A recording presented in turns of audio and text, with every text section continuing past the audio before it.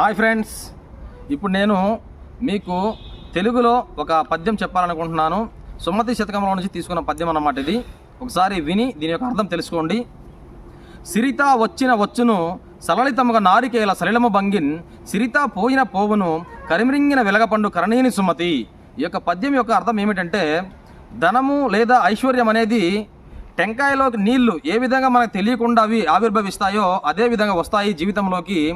అయితే అదేవిధంగా కరిమిరింగిన వెలగపండు కరణీని సుమతి అంటే ఏనుగు మింగిన వెలగపండులోని గుజ్జు ఏ విధంగా మాయమవుతుందో అదేవిధంగా ఈ యొక్క ధనము ఐశ్వర్యం అనేది మాయమవుతుంది.